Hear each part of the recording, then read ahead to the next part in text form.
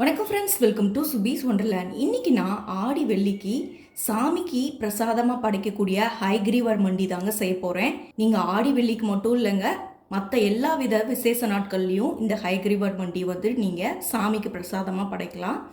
வாங்க ஃப்ரெண்ட்ஸ், இந்த ரெசிபி எப்படி பண்ணலாங்கிறத பார்ப்போம்.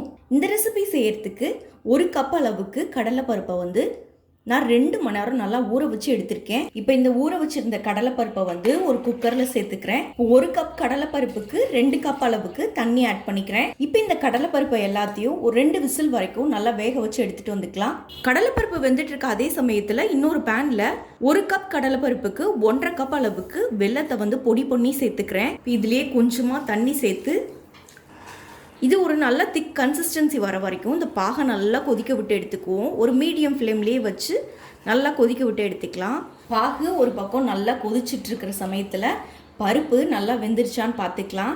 பாருங்கள், பருப்பு எவ்வளோ சூப்பராக வெந்து வந்திருக்குன்னு பாருங்கள். இந்த அளவுக்கு இந்த பருப்பு வெந்திருக்கணும். இப்போ இந்த தண்ணி எல்லாத்தையும் நல்லா ஃபில்ட்ரு பண்ணி எடுத்துட்டு பருப்பை மட்டும் தனியாக எடுத்து வச்சுக்குவோம். பாருங்கள், பாகு நல்ல ஒரு திக் கன்சிஸ்டன்சி வந்திருக்கு பாருங்கள். இதுதான் நமக்கு இந்த பாகுடைய கன்சிஸ்டன்சின்லாம் இல்லைங்க, நமக்கு பாகு மட்டும் நல்லா திக்காக வந்தால் போதும். இப்போ நம்ம பருப்பு எல்லாத்தையும் இந்த பாகோட ஆட் பண்ணிக்கலாம்.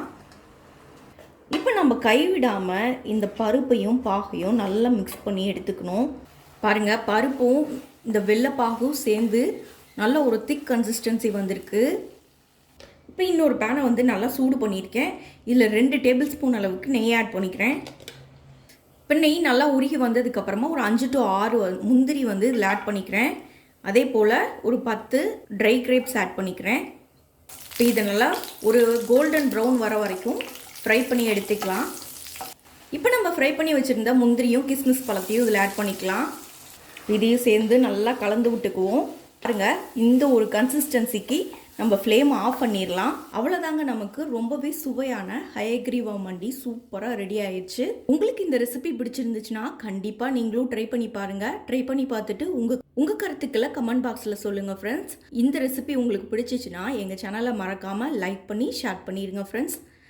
மீண்டும் இன்னொரு நல்ல ரெசிபியோடு உங்களை மீட் பண்ணுறேன். அதுவரை உங்களிடமிருந்து விடைபெறுவது சுபீஸ் ஒண்டர்லேண்ட். தேங்க்யூ.